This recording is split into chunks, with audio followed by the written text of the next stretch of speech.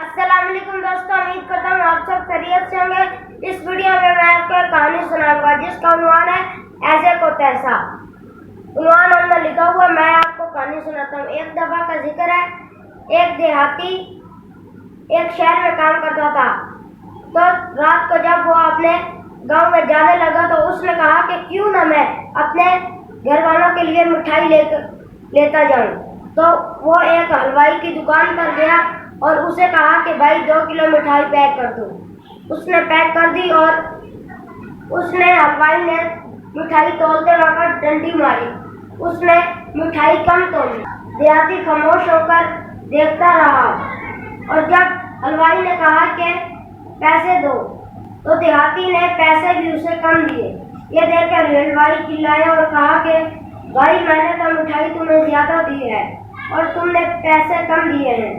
तो देहाती बोला, क्या तुमने मिठाई कम तोली है? तूने मिठाई कम दी है इसलिए मैं तुम्हें पैसे भी कम दे रहा हूँ।